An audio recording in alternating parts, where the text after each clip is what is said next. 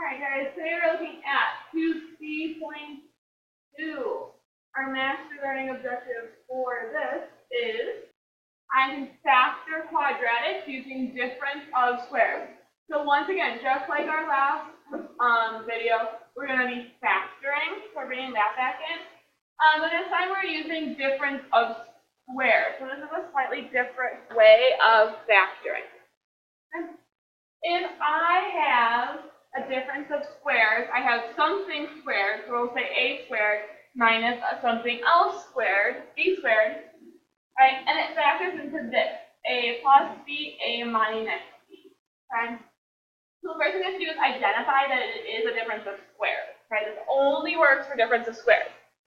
And what that means is, right, squared number here, squared number here, and a big thing is that there is a subtraction sign between them. Okay? Once you notice that, take the square root of both terms, and then write two binomials containing the square root, one with a plus sign and one with a minus sign. Okay? So, looking at number 1. I'm just going to first try and take the square root. The square root of x squared. Well, the square root and the squared cancel out. They're opposite. So that equals x. The square root of 1 is 1. And then there is this minus sign. So that means I'm going to write x and 1 with a plus sign, 1 with a minus. Okay, that is difference of squares. Ready? Looking at number 2, I have the square root of y squared. Again, the square root and squaring something are opposites. The square root of y squared is y. I have the square root of 16. Which equals 4. Again, you can use your calculator to help you with these square roots. And then I do have a minus sign. So again, I'm just going to write them, y plus 4, y minus 4.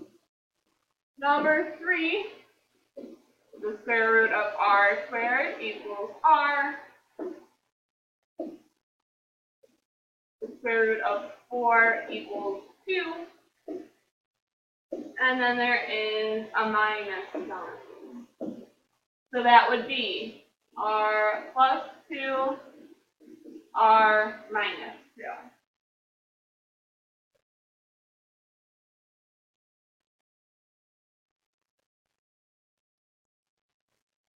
Alright, I'm going to skip around maybe to a few of these just to save us some time.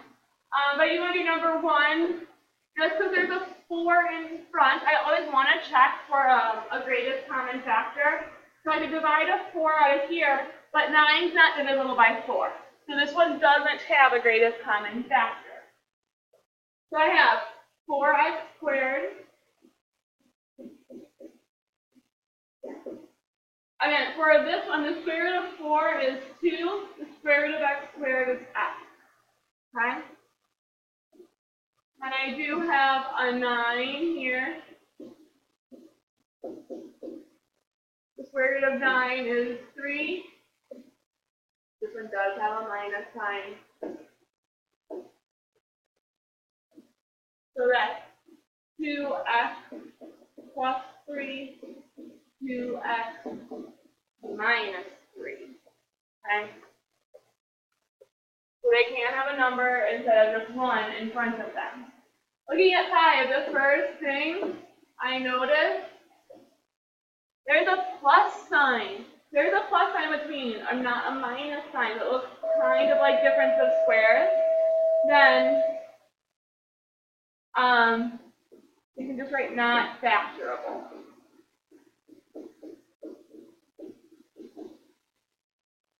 Okay? Not factorable. And that's it. That's all we can do with that. Looking at number 6. 5b squared minus 3. Again, these don't share a common factor. There's nothing that I can divide both 5 and 3 by. So I'm going to start with the square root of 5b squared. Well, if I type the square root of 5 in my calculator, I get 2 point blah, blah, blah, blah, blah. So that doesn't work. 5 is not a perfect square. So again, this is not factorable. You don't get a nice whole number. It's not factorable. Number 7, if I look at number 7, I can take, right, 3 is divisible by 3 and 12 is divisible by 3, okay? There's a 3 in both of those. So I'm going to divide that 3 out, and I'm going to write it on the outside. I have 3 x squared minus 4. Now I'm going to do the same thing. I have x squared. Well, the square root of x squared equals x. I have 4. The square root of 4 is 2. And I have that minus sign. So that's x plus 2, x minus 2. Okay? That does work. Okay, we're going to skip 8 and 9 again for the sake of time. 8 would be just like number 4. And 9 would be just like number 7. Okay, so those are kind of repeat problems. All right, looking at the next page.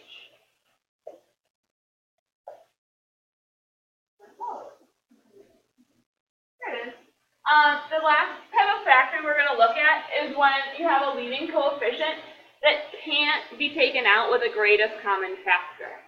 So if I look at number 10, right, it says 3p squared minus 2p minus 5. None of these have a common factor. Okay, there's nothing that I can divide 3, 2, and 5 by. So all I'm doing is fill my box factor. I'm going to draw my box. So for number 10, the first 2 steps are the same, or the first step is the same. And we need to put the 3p squared in the first box, and the minus 5, or the negative 5, in the last box. Okay, so that step is still the same. My next step is still the same. I need to multiply those two numbers, 3 times negative 5 equals negative 15. That's what I want to multiply to. And I want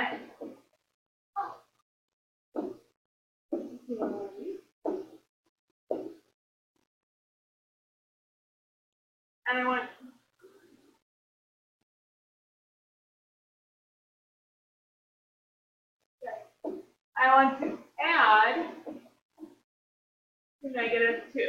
So again, you can still use that multiplication chart. What multiplies negative 15 and adds to negative 2.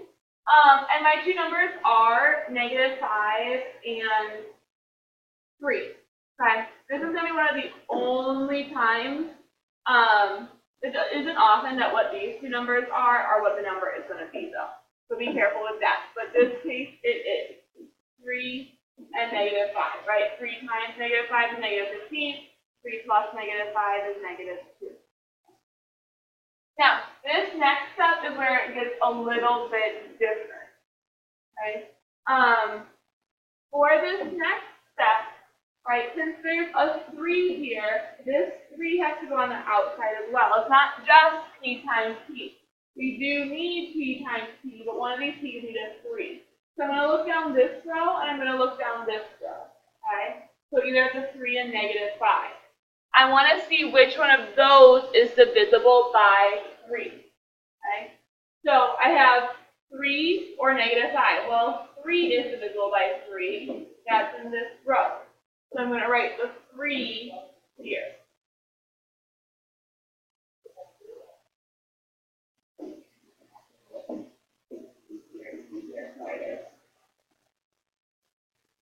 So then 3p times what would give me 3p? That's positive 1, or 3 times what is 3? That's 1. P times negative 5 is 5.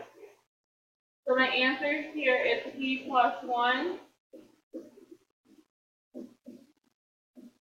3p minus 5. P plus 1, 3p minus 5. All right, let's look at our number 11. Same type of thing. I'm going to start by drawing my box.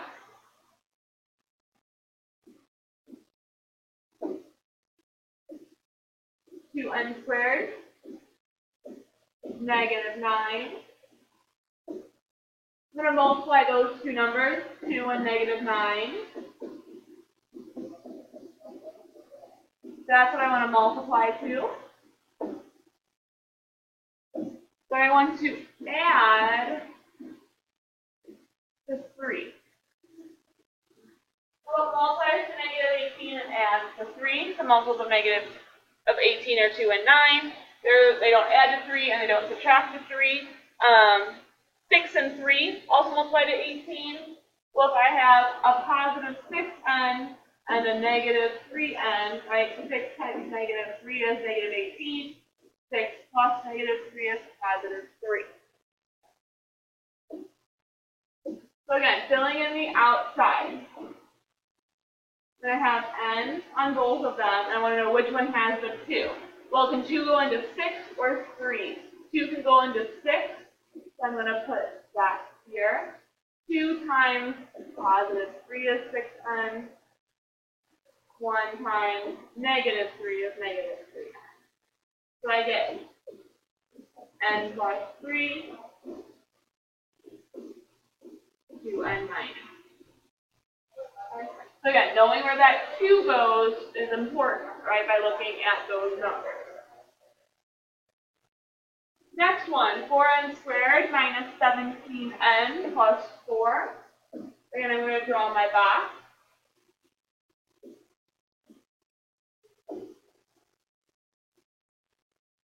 I have 4n squared and 4.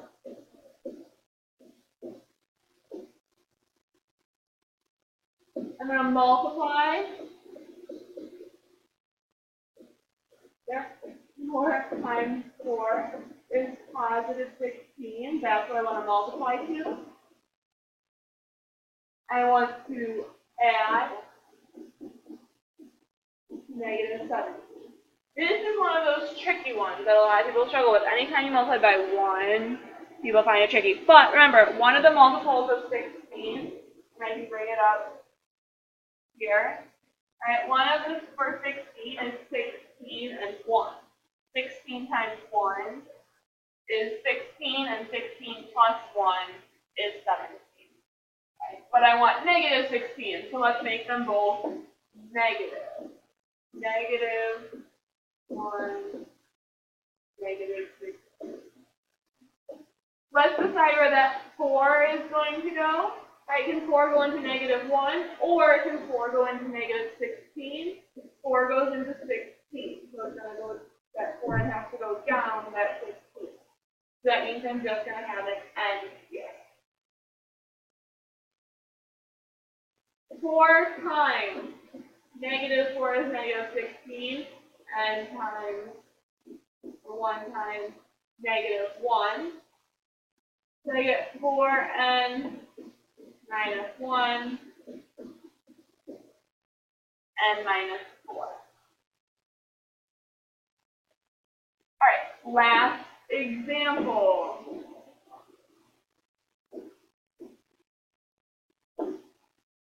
I have 5n squared and 12. Let's multiply 5 and 12. 5 times 12 is 60. I want to add then to 16. So what multiplies to 60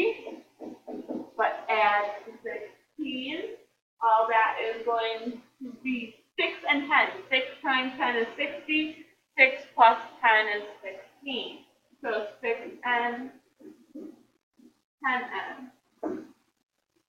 Which one does 5 go into? 5 goes into 10. So I'm going to put the 5 above that 10, 5n here, and here. 5 times 2, positive 2, is 10n. 1 times positive 6 is 6n. So my answer is 5n plus 6, n plus. That is it for this video. Go ahead and work on 2C.2 activities.